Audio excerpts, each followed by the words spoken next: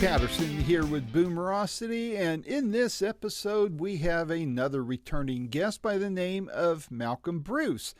If you've followed Boomerocity for very long at all, you know we talked to Malcolm about 2 or 3 years ago when he came out with I guess you could call it a tribute album to the band that his dad was in called Cream. You know, Cream with Jack Bruce, Ginger Baker, and Eric Clapton.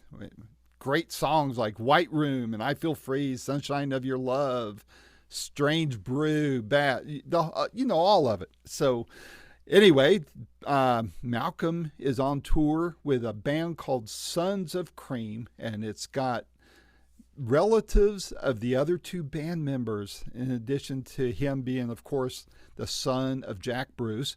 And they're doing Cream songs and their interpretation of them. Very, very good job on them, too. Don't prejudge, just go see them. And he's got some news in there. We had a very lengthy conversation, a lot of inside scoop that you'll want to listen to this interview to get. And while you're at it, would you please hit like and subscribe? Helps Boomerocity out a lot, and it don't cost you a dime, so please do it. But if you would, look up Sons of Cream on the internet, go to their website, and find out where they're going to be playing at or near your town, because this is going to be a great show.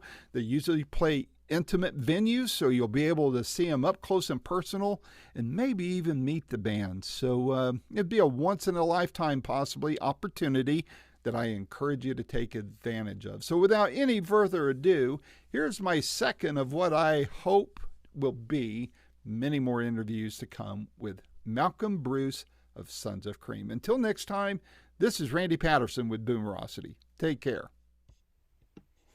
Hey, Randy. Hello, Malcolm.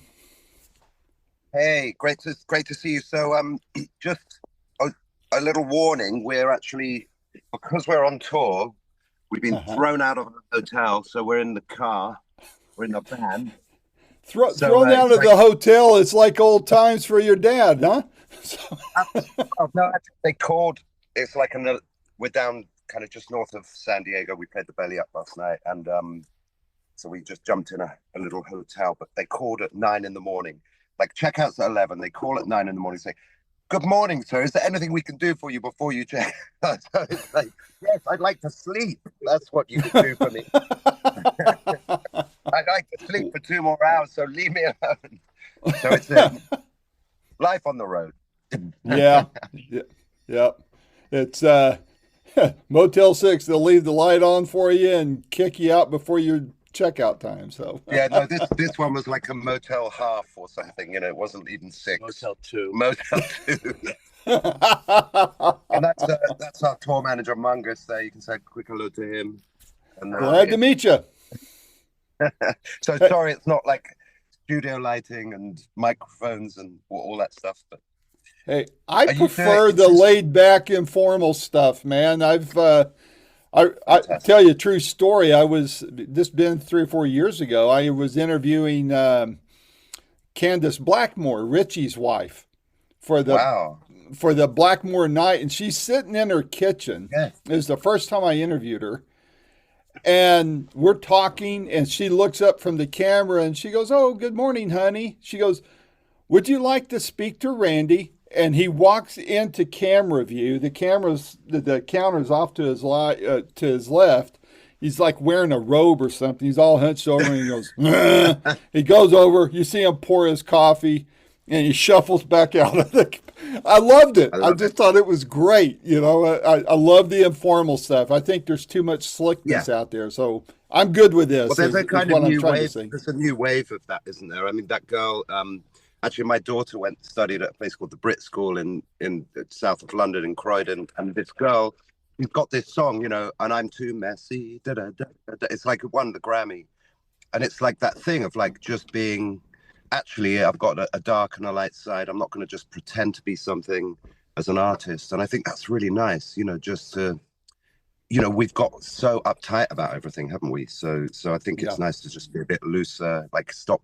Everyone's trying to be right and trying to be on the right side of everything. And like, maybe there isn't any of that. Maybe it's more like just being in the present moment and allowing things to be what they are. And to be to be even more precise in my business, you live and die by algorithms, it seems like. And I finally just got sick of it.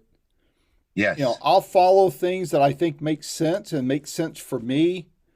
I do this for the love of it. And if I can make some money off of it, great. But, I Yeah. guess I'm like a typical cover band. I play for the fun and not for the bucks, right? So Well, I it's, think also being a musician these days, it's kind of like that anyway.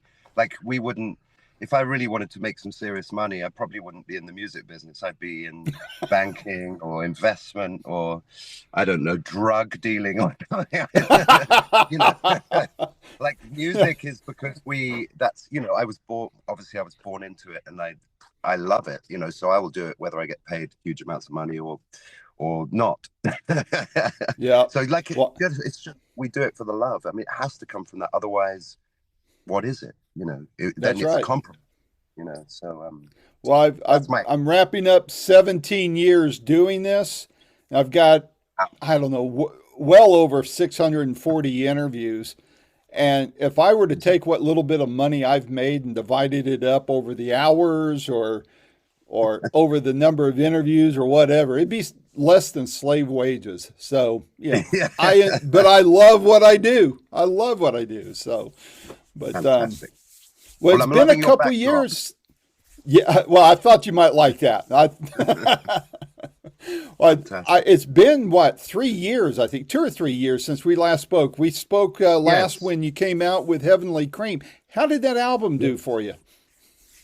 It did good. I think overall, Bruce Quarter Valley was happy.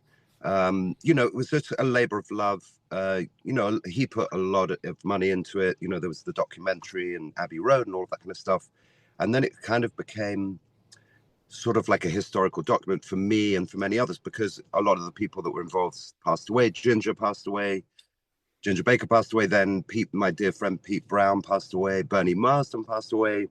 And a couple of others as well on the record. So yeah, looking back on it, it's like this beautiful moment in time where we all converged and made this. I think it's a wonderful record. It's got some lovely things about it. Just the sense of community, the sense of sharing the tradition, and so yeah, I look back on it really fondly. It's a lovely moment in time that we can never have again. Pete Brown was kind of instrumental in putting it together. For those that don't know, that he was the Cream lyricist, the main Cream lyricist. So it was something that he loved to do. And Pete was kind of like one of my mentors through the years, always very supportive and encouraging. So I miss him a lot. Just an amazing guy. So yeah, life goes on. This is part of life, the loss and the memories and everything. So but I love the record, and I think it had a very positive response overall. So it was good. Good. Well, I know I loved it, and when I heard you guys were going to be back out on the road again and getting a little closer to where I live, I reached out to John Lappin and said, "Hey, I got to talk to you, and I want to see the guys, so I'm going to be at your Nashville show." So, oh, amazing! Well, we can hang out if you can make for the show. We could have a bite to eat or whatever. That would be fantastic. Yeah, we'll looking be forward to there. it because I actually lived in Franklin for a couple of years. Yeah. A guy called, do you know who Kevin McKendry is? Well, I know the name. Yeah, Kevin is a multi-Grammy award-winning producer, piano player, played with Delbert McClinton for many, many years. And so my last solo record, which was about 10 years ago, we did at his little studio at the bottom of his garden called the Rock House, where he's won Grammys and all that. It's just we worked with Little Richard for a couple of days there while I was staying, and so I have some great friends in Nashville, Nash Vegas, as you guys call it. Yeah. So yeah, I'm looking forward to. I always love coming back to Nashville. I know Dave Pomeroy a little bit, the head of the MU Musicians Union, and a friend of mine, Jeff Berlin, the jazz bassist, is living in Nashville now. So I'm looking forward to catching up with everyone, including your good self. Oh, well, thank you. I'm bringing my cousin with me, who kind of I grew up on Elvis, and then like he and another cousin of mine kind of broke my mold and got me into the Stones and all sorts of other great acts. And he's actually got a picture of Cream when he and my other cousin saw them in concert. And I think Wow. I hate to ruin the surprise, but I think he's going to print it out for you and give it to you. Not that you haven't Oh, seen pictures of Cream before, but at least it'll be a fan's picture yeah, that but sometimes you get those very unique moments, don't you, where it's yeah. from a particular perspective. I've had that a dozen or so times over the last few years, and it's a really precious thing to especially if it's printed out on nice, thick, glossy paper. Yeah. Well, I'll if you want, I'll just put word through John, or if you know, at the end of this, we can exchange emails and we can sync up. But we'll definitely be there in plenty of time before the show, so maybe we can meet up there Yeah, if yeah. it Well, still just works out for you. John's got my email, so just shoot him a message, tell him to just connect us by email, and then I can put you in touch with Mungus, our tour manager, and we'll sort out tickets, whatever you want, and we'll give you an ETA of when we're going to be in Sounds a good. venue. So, Sounds fantastic. good. Well, for anyone just discovering Sounds of Cream, what would you tell them is, I mean, I know because I've read all the press releases and everything, but what's the heart of this project from your perspective? Telling another fan who's just learning of you, what's the heart of this? Well, we are, I guess you could say, like the Partridge Family or something. Like we're a family band, so not the Partridge Family, but I mean, so my dad, Jack Bruce, was the bass player and kind of main singer in the group, and our drummer Kofi Baker is Ginger Baker's son, and our guitarist Rob Johnson is Ginger Baker's sister's grandson. So we're all related to the original guys. Not Eric, obviously, but Eric is kind of Kofi's godfather. Looks, they have a. I mean, we all know Eric, but Kofi has this kind of special relationship with him, and so we've got kind of Eric's blessing from a distance, as it were. We feel that anyway. So we grew up with our parents. We learned from them. So, and the band is about, in the similar way to the original guys, the songs are the songs, but really it's based on improvisation or the colloquial jamming.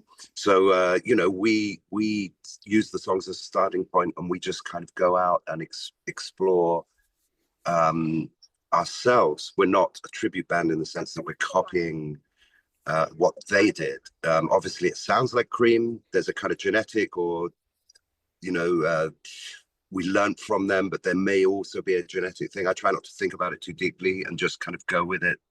But we have fun, and so we're improvising and turning it into expressing the music through the lens of ourselves, and that's what those guys did. If you listen to a Cream live concert, of which there are many, luckily were recorded when they were out in the late 60s. Every concert is different, and this is the similar thing to us. So we, as I say, we start with the songs, and then we go out and we kind of explore musically what that might mean in terms of developing the ideas, the riffs, the motifs, and then we come back and restate the song or whatever. So this is a deep thing, in the sense that Cream was based on three guys with all these disparate influences. They weren't pop musicians. Eric had really studied the blues tradition, Albert King, B.B. King, Freddie King, etc. He'd really gone deep into that, principally through his association with John Mayall. I think John Mayall really encouraged him, and John had a great record collection, so Eric would go over there and kind of study like a student, and my dad had a classical music background, Scottish folk music and jazz, and then discovered the blues. And similarly, Ginger was a jazz drummer that discovered the blues. And so there's all these disparate influences, a big melting pot, synthesis, kind of like a true fusion band in a way, even though they thought of as blues rock. To me, it's far deeper than that. And so we have all of this to draw on. And so, it's a kind of humble journey into exploration musically. It's not just carbon copy repetition of these ideas, you know. So that's what I think people can expect when they come to see a show. When did the idea first click with you that honoring Cream's legacy could also be a living, breathing band and not a tribute band like you just referred to? Yeah, I think over time there's been an awareness, emerging awareness of that kind of stuff. I mean, we're all three of us write our own music. So this is just kind of a way to honor our legacy, what we grew up around.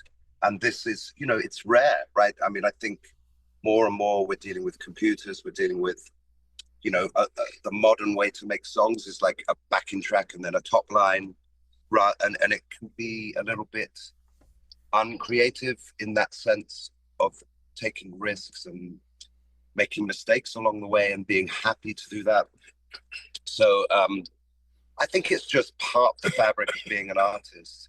If you're at least attempting to be a true artist in that sense, that improvisation is definitely at the core. You know, I mean, as a classical composer myself, you know, we start maybe with ideas. So we might be at the piano and we find, oh, this interval or this little riff or these notes, this chord moving to this chord, and that might inspire something else. So really, everything at its inception is improvisation. If you're an alive artist, if you're just copying what's already happened before, then that's a different story. And there's something to be said for that. Here's a tradition, and we're honoring that tradition. But to me, music is alive, and what I'm attracted to is finding novel, innovative ways of doing things, even if it's crap. You know, it's like exploring oneself. You know, that's what an artist does. It doesn't just copy what's already there. Having said that, there's amazing bands out there that do the kind of proper tribute to some historic band. They dress up like them. It's note for note. The lighting is the same, and there's something to be said for that too. But that's not what we are. We're letting it all hang out, as it were. So and I think that's what I learned from my dad. You know, that there's a time and a place for everything. You know, and certainly with this music, it lends itself to really just, and I think audiences are really responsive to that, you know, because it's rare to hear. I mean, maybe you've got the Allman Brothers or you've got the Grateful Dead and you've got Cream, but a lot of bands are not based on that. It's kind of predictable. Sometimes it's amazing predictable, but this is something different, and I think it's a real privilege for us to be able to do this. But it's also kind of what we inherited in our own humble way. You know, we're part of that. Hopefully, we can continue it on. So yeah, it's exciting, you know. But I'm not sure where the beginning of that awareness was. I mean, I have very early memories of seeing my father perform, being around. You know, whether it was, I don't know, Tony Williams living with us when I was a very small child, or hanging out with Billy Cobham, or Larry Coryell lived with us. Like all these incredible people that were swirling around my father. So I was very, very lucky to, you know, even if it was just by osmosis, being around that kind of stuff. You know, so there you go. Well, that's funny you should say that. I just posted yesterday my interview with Gunnar Nelson, one of Rick Nelson's twin Oh, wow. children, twin sons. Yes. And he was talking about that. You know, they had a house in Laurel Canyon, and he said, you know, people asked if they had a normal upbringing. He goes, yeah, if you call, you know, Bob Dylan coming over and having coffee normal, or George Harrison coming over and having breakfast with us normal, or Linda Ronstadt coming over. And, you know, wow. Gunnar, yeah, I mean, Gunnar lives there in Nashville, so who knows, he might even be in the crowd that night. But well, I'm a big fan of those guys. I am aware of them and their talent. You know, it's interesting. There are the kids of that generation, you know, there's some amazing talent, and it's sometimes very challenging to find success because we are in the shadow of those great men and women. And so, yeah, I have a lot of time for all of those people, whether it's, you know, the Beatles kids or us lot or whatever. You know, once in a while I come across these people. I mean, I'd love to meet those guys. So if they're listening, turn up to the show. I'll shoot Gunnar a note. Let's see what happens. That would be amazing. Yeah, I mean, I'm friends with, I don't know if you know Alan Messer, who the famous British photographer that lives in Nashville, but he actually tried to, because he was really close with Johnny Cash and has some amazing shots of Johnny, but Johnny's son, he tried to connect me with him, but that didn't seem to work out. I don't know, but he might just not be like, he might just be a little bit shy or something. But yeah, I mean, Nashville is the place to be. There's incredible talent there. Yeah. Well, Matthew and Gunnar have a book out called "What Happened to Your Hair," and it's basically a dual autobiography. And it was mind blowing. I have to say, if you haven't read it, read it, man, because I learned a lot that I thought I knew, but I didn't. But yeah, these things are complex, aren't they? I mean, I think, I love my father, and I was very close with him, but there were massive challenges in the relationship. I suppose many of us could say that about our relationship with our parents, but if you kind of compound that with addictions and, different challenges, the dark and the light, but my takeaway from that is that I feel privileged and blessed to have had that relationship with this great artist, this great man, and learned from him. But it wasn't without its challenges, and I think fame, fortune, all of that stuff.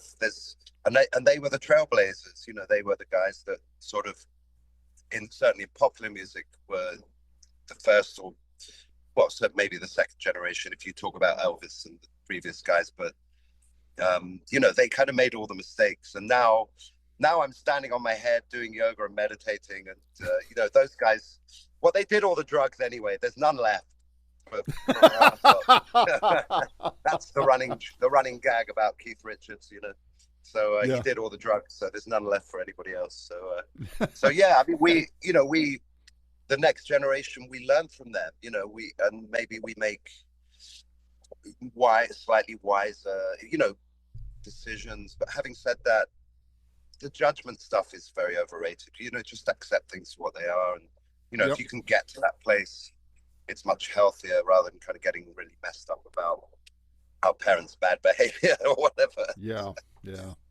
Well, we got to have a lot of grace, because we certainly may need it later in our lives, right? So. Yeah, well, it's a huge lesson, isn't it? Because I think our culture teaches us to just sit around judging each other and like trying to be right, and who's right, and who's wrong, and especially now with everything is so politicized. Certainly in your wonderful country right now, it's a very challenging time because of all this politicization of everything. But I think word on this, being on the street, as it were, traveling this great country, people are just wanting to live their lives and love each other and have a good time and make a living and feed their kids, and but we're being constantly pushed into this like left-right paradigm that doesn't even really have any relevance anymore, and I think without going into it, I just think we need to all get over ourselves and just start coming back to the real principles of life, kindness, compassion, respect for others and for ourselves. All of that other stuff on the oligarchic level, it doesn't matter what we think, because that's always existed, and it's not really relevant. What's relevant is to have a good time and care about each other and respect each other, respect boundaries. I'm getting all philosophical at 11 in the morning, but there you go. But I love it. I feel like saying sometimes to some artists, look, I hate to break it to you, but people really don't care what you think politically. Just sing the songs, And well, I think Billie Eilish got into trouble at the Grammys the other day because she said something which, probably half the audience agreed with and half the audience disagreed with. And then it's like, why? Who are you, Billie? I mean, she's massively talented. I'm a big fan of her. She's one of the great pop artists of recent times. But, we don't really need to know what your opinion is about that stuff. It's like, just stick to these great songs you write, and let it go. But having said that, I'll probably get in trouble with some people for saying that. Yeah, but I'll be right there with you, man. It's all challenging. Like, this is the thing. Like, if you think somebody else has done something wrong, don't perpetuate the negativity. Find a way to move forward with positivity, and like this is what we can understand, that even a thought or a sentence or a word, it's a vibration, so let's keep that positivity going. If you want positivity, set an example. Don't Yep. don't go back in and create. It's like, actually I was chatting with somebody last night who is a expert at aikido, which is a martial art where you go with the force of the energy. You don't resist the energy. Yeah, you don't resist that energy, because it's just perpetuating, compounding that negativity, and or that resistance or contraction. And I think that's a huge lesson in life. We've all probably at times like resisted and got angry and tried to fight back and all of this stuff, and it's like, no, that's not the way forward. The way forward is to go with the flow, and be positive. So I there you agree. go. Well, that's what Boomerocity is all about. I don't do negative reviews. If I don't have anything good to say, I don't say it. I listen to my Yeah. mom, and I don't go political. I think people are looking for a refuge from all that. So if they can come here, I can be Yes. a musical Switzerland. It's just neutral. Yeah. Come here, enjoy the music. If you want politics, go read Rolling Stone. That's my Yeah. philosophy. Or not. Or not. Yeah. So talking about the music, I know that from a fan's perspective, a lot of people will go, you know, I'll go like to the Rolling Stones. The Rolling Stones wasn't the Rolling Stones ever since Brian Jones left the band and died, or X band Well, is not I that would say band anymore. Nick Taylor left. Yeah, exactly, exactly. And now Charlie's gone. All that, or pick your band, and there's probably somebody that's a replacement there. So I know that nobody thinks you're Cream. You say it right there. Sons of Cream. Yes. Has there been a pushback? Because you already say you guys kind of take the songs, people will know the songs, but you do a little bit of improvisation, kind of expand on a little bit, make it yours. Has there been people that? What's been the response to that? I guess has there been a people thinking you're being irreverent to these holy songs of Cream, or have they embraced it? I mean, overwhelmingly positive response. We've had like 2 or 3 people. I remember last year at Sellersville, it's a wonderful one of our favorite venues. We sold it out, and there was one guy in the audience that wrote on Facebook, "Oh, you didn't play it like the original guys played it," but it's very rare that somebody says something like that. I think once people experience it, they understand what we're doing, which is we're not trying to be. I mean, I could never be my dad. I'm my own person, and we're not tribute artists. And I think that's, once people see us do it, they realize, oh, this is an alive, organic form of music making. Mm-hmm. It's not just repetition.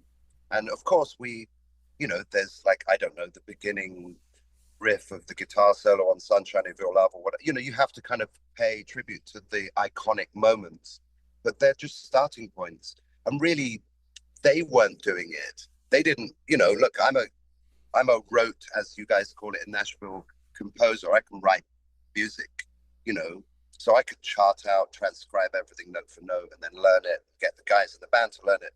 But that's not what this is. And I think once people see us perform, they realize, oh, wow, this is really interesting. It's like the kids of those guys taking it in their own direction.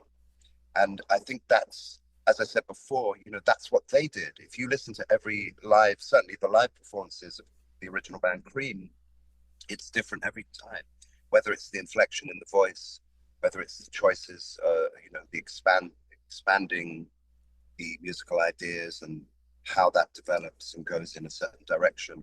It's a band that maybe historically at certain moments people would say, oh, it's bloated. I mean, that's what happened in the 70s, right? That was why punk was born, in a sense, as a reaction or response to 27-minute drums, whatever. It's like, and like people that were proper musicians, and it's like, oh, this is boring, I'm just gonna get, I'm gonna put a stud in my nose and pick up a guitar, and I don't even know how to play it, but screw you, don't tell me what to do. And so, like, there are multiple different ways of looking at it, but you know, I think what Cream were consummate musicians that knew how to play their instruments. They paid their dues.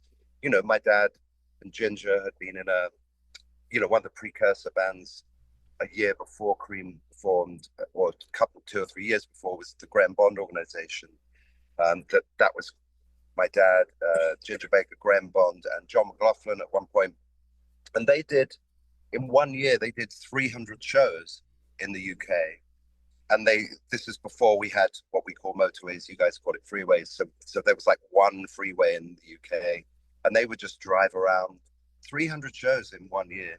And so you know, they learned their craft by performing in the little clubs. And then a year later, with the same manager, Robert Stigwood, they formed Cream with Eric. And so you know, these guys they weren't pop musicians. They were proper working musicians that discovered and kind of created a musical form, you know, out of these, as I say, disparate elements.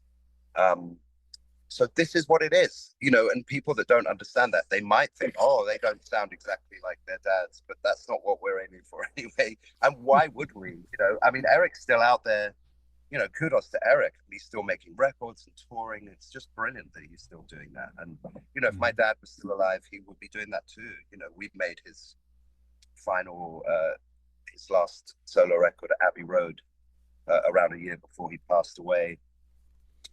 Actually with the same producer, Rob Cass, that did Heavenly Cream.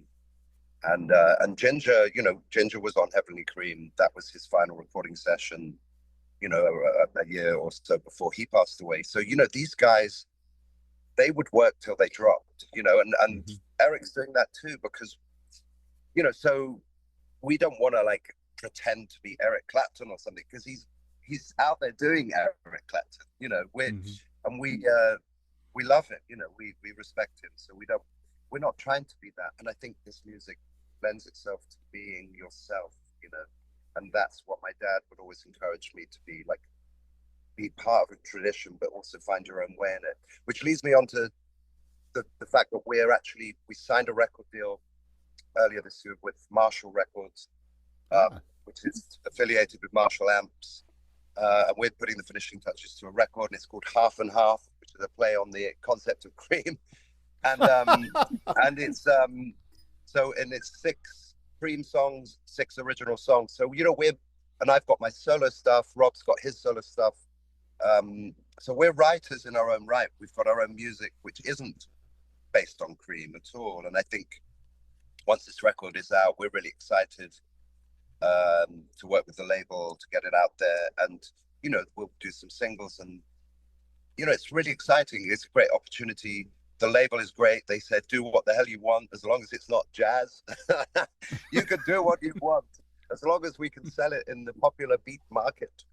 So we've made a record, and basically self-produced in their wonderful studio, which is part of their factory in Milton Keynes in the UK. So we're really excited, you know, and it's a great opportunity to kind of extend this. Okay, what would we do if the 3 of us wrote some songs together and got something out? So, you know, that we'd love to come back and chat with you about that once that's out. Well, let's plan on that. Yeah. But you know what I find about that whole genre, everybody you mentioned, in fact, speaking of John McLaughlin, I just posted my interview with him a week or so ago. What a wonderful man. I didn't know what to expect. I thought I was going to get some, somebody kind of looking down their nose at me. Oh my gosh, what a warm, loving, fun guy to talk to. Yeah. Well, he's amazing. I mean, and, you know, as I say, like, he goes back to the early 60s with my dad, and then they did lots of collaborating. One of my early memories is around 1980. My dad did a tour with John, Billy Cobham on drums, and a guy called Stu Goldberg, and they played a venue called the Rainbow in London. And it's just unbelievable. I mean, Billy's playing, and John at that time, you know, that was probably his peak, just genius level guitar playing. It's insane. I just love that era. And I have the good fortune to have met and got to know Gary Husband, who plays a lot, the drummer, keyboard player that plays a lot with John in his band, his Fourth Dimension, right? I think the band is called. And Gary is amazing. He's actually, I've got a couple of old tracks that we recorded together that are going to be on my new solo album, Fake Humans, that will come out at some point. And Gary's just another genius level musician. So, yeah, John, I mean, what can you say? Like, amazing. One of the greats. He inspired me because I practice meditation and try to stick away from like bad behaviors. And I think John, there's a famous story where John was still like drinking heavily in the early 60s, playing with the Graham Bond organization. And there's this kind of famous story where he sort of falls off the stage drunk, and he plays this by mistake, this kind of weird chord that's never been played before. And my dad sort of jumped off the stage and wrote the chord down because it's this weird sounding thing. And I think Ginger ended up firing John from the band because he couldn't, but then John sort of discovered a spiritual tradition and kind of became very, very disciplined. I mean, he was disciplined then. He was brilliant. Mm-hmm. Had a straight ahead Wes Montgomery kind of jazzer, and then evolved. And my dad, whether it's true or not, my dad used to tell this story that he bumped into John kind of towards the end of the Cream era, and John said, I've been asked to go to New York to audition for Miles Davis, but I don't really have the money to get over there. And my dad sort of invited him to play on his little solo jazz record that he'd made with Dick Hexter-Smith, the sax player, and John Heisman from Coliseum. And so there's this record, it's called Things We Like. It's got my dad sitting in front of his, I think it's a Ferrari, eating sausage and mashed potato and with these Daimler dogs. It's a bizarre, amazing photograph actually, but that's a great record. It's an instrumental jazz record with my dad playing upright bass, and so I think also the story, according to my dad, goes, John did the session and then he had the money to go to New York, and the rest is history when he joined Miles's band. Yep. So I don't know if John's listening to this. I apologize in advance if that's not true, but it's a nice anecdote regardless. Well, I tell you what, when this post, I'm going to shoot a note to my intermediary with him and say, hey, listen to this interview. I think you might want to hear it. But well, all respect to John. I mean, I just, we all bow down to his greatness, and he is an inspiration, just his discipline and his musicality and all the things he's done over the years. Just wonderful, inspirational stuff. I have a lot of time for him. I've only met him once when I was like 10 years old, but anyway, all love to him and very grateful for his talent for sure. Yeah. Well, one more thing about him, and then I got another question here for you, but he's got a brand new album out called Abandoned Heights, which is very, very good. So very jazzy, of course, but check it out. But is there a song on your set list on this tour or anytime you do Sons of Cream where it consistently surprises the audience, maybe one they didn't expect it to hit them as hard as it does? Well, I mean, selfishly, I'm a multi-instrumentalist. So Rob, I kind of blackmailed our guitarist to let me play guitar on a couple of songs. So like people, maybe they don't expect that. Like there's a song called We're Going Wrong, which is one of my favorite Cream songs. It's so open, lends itself to just that kind of over-the-top sonic exploration. So I jump onto guitar and sing that song. So I think maybe that surprises people. Oh, he can play guitar as well. So there's that kind of thing. But, as I say, each night is different. So sometimes things converge in a certain way on a particular song, which becomes quite a magical experience for us and the audience as a shared experience. So yeah, I think it's hard to kind of pinpoint exactly. Rob does a lovely version of Can't Find My Way Home, the Blind Faith song. So that's always a really lovely thing, and he sings that wonderfully. And so yeah, and Kofi does his 17.5-minute Toad drum solo version of Toad, his dad's famous drum solo. So people are always amazed by that because Kofi has taken what his dad did and sort of taken it in his own direction, the kind of African influence polyrhythmic stuff, you know, which is just very unique. You know, you don't, Kofi is not like any other drummer, which depending on context is a good thing or a bad thing. If you want him to play if you want him to play a straight beat, he's not your man. But if you want him to play something that nobody else can do, in that sense of like his four limbs all in different cross times together, then he's your guy. So so I think those things, if somebody has never seen Kofi perform, it's usually mind-blowing for them. It's like, wow, that's insane. It's a really, and we're still amazed by it. It's he's like a little animal of his own species, really, Kofi, as a person, not just as a musician. So it's it just depends on the night, really. Lots of surprises for sure. This is going to sound like a crude and off the wall question, but I got to set it up before I ask it. So almost 17 years ago, when I started Boomerocity, Leslie West of Mountain invited me to see them perform at a touring extravaganza called Hippie Fest. It's now called Happy Together, something like that. Yes. And so I'm backstage. I'm waiting for Leslie to come around for he and I to talk. And Joey Mullins walking by. And I think it might have been one of the original groupies that Badfinger might have encountered from way back then. I mean, judging by appearances only. Yeah. So, okay. I got to ask you, have any of the old bands or any of the original band's groupies approached you guys at all? Listen, man, I want to meet the original Plastercasters, and I'll say no more about that. But I would, I mean, listen, it's funny because my dad made a record with Andy Summers and the great Dennis Chambers, the drummer, that's never come out, and Andy has it in his archives. But I think Andy and Hendrix were, they were the guys that were the largest for the plastic. Anyway, I don't know. The largest statues and articles that people can research this stuff. Maybe even diagrams online. Who knows? But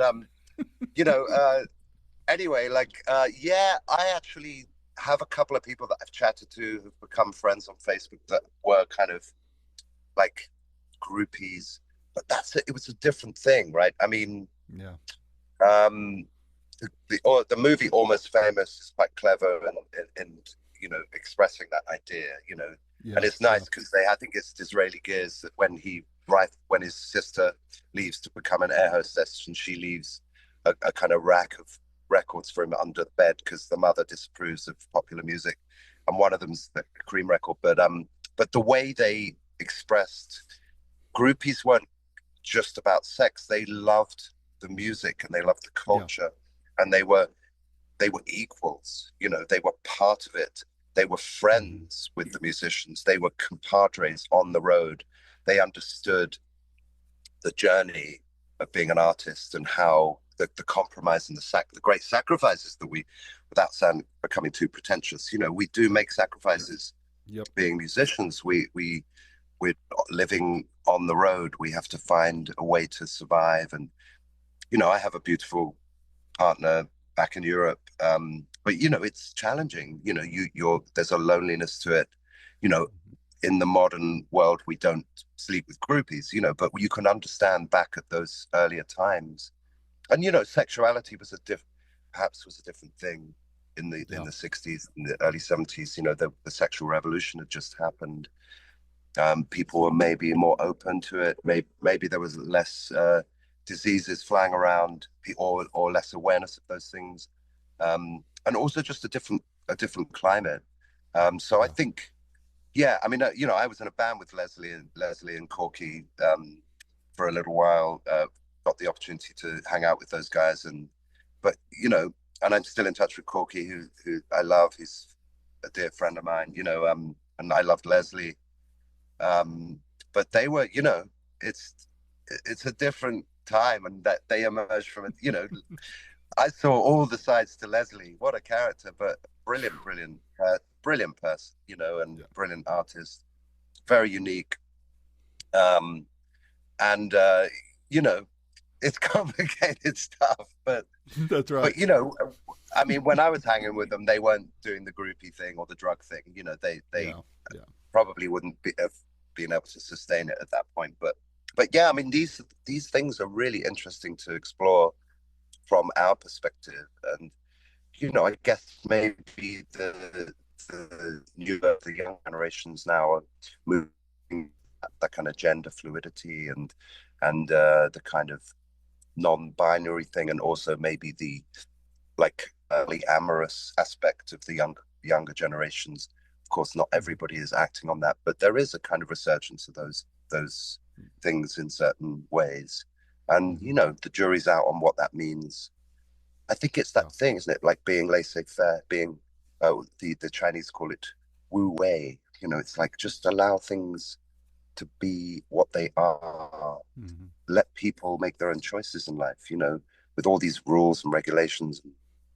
You know, it's just a little bit too much pressure to kind of conform to some ideal. Whereas maybe if we just let go a bit, let people do their thing. If they want to sleep with 20 groupies a week, let them. And live to tell about it. Whoa. Yeah, don't share the hotel room. So, final question for you on a humorous note. Yeah. Do you have a favorite bass player joke, or maybe one of your band members have a favorite bass player joke? I don't know. I'm scared to ask them. They would probably say, "Stop playing so many notes." I don't know. You know, it's because I don't really. I mean, I've become a bass player throughout my life and just grew up, you know, playing all the instruments. You know, my dad wasn't just a bass player. He played piano, played little acoustic guitars, obviously a great singer, and played cello. And so I kind of approach bass more and more just as myself. But I'm not sure about a joke. You probably have to ask somebody else, like, what do you think about enough about me? What do you think about me? Yeah, right. I mean, I'm starting to sound like I have a narcissistic personality disorder or something. But no, look, I mean, the whole concept of bass playing is a joke. How about that? It's just the bottom string on a guitar tuned down an octave. Right. We can't sing that low anyway, so. Yeah, exactly. Well, Malcolm, this was a lot of fun as always, and I will shoot John a note. We'll get things synced up about maybe meeting up before the show, and I'll also reach out to Gunnar and see if he and Matt want to hook up with you if they're not on the road. I know they're doing a lot of book promotion and stuff right now, but yeah. Listen, I'll be back around. I mean, I'd love to stay in touch with you. I mean, I'll be coming back to Nashville, doing lots of different sessions and recording different projects and whatever. And you know, we have. You know, I love this country. I've spent a lot of time here. I've got my nice O1 work visa for the next 3 years. So I'm going to be able to develop a lot of things. And, you know, I appreciate this country very much for all it has to offer. Well, so, we appreciate what you do for us as well. And I live in East Tennessee up in the Smokies, but and I'll probably be spending a lot more time in South Carolina. I'm going to edit this out, but I'm getting married in April. My dad passed away in October. I was his caregiver for 2 years. He was he had dementia and all that. So now that's things. I have a lot of respect for you doing that for him. That's amazing. Yeah. It was it was a labor of love, and I'd do it all over again. And I miss him terribly, but now I'm getting my life back together and getting. So you're getting married. That's amazing. Yeah. Yeah, so, congratulations. That's well, great. Thank you. But I will see you in a couple weeks, and I'll have my cousin with me, and we'll see if we can get Gunnar and Matt along too. Amazing. Well, thank you so much for having me on again. Likewise, and you guys be safe, all right? All right, say goodbye. Take care. Say goodbye, Rob. Bye-bye. Bye. Thank you. Bye-bye. Bye. This has been another fun-filled episode of Boomerocity with your host and producer, Randy Patterson. The theme song is Roll the Dice and is recorded and used by permission from Quentin Hope. Quentin is spelled Quinten, and Hope is Hope. And you can find out more about Quentin at quentinhope.com. Post-production is done by Cardinal Sins Productions. The Boomerocity name, logo, and content is copyright protected. Segments may only be used with written permission by Boomerocity and or its assignees. Inquiries should be directed to input@boomerocity.com. Copyright 2025.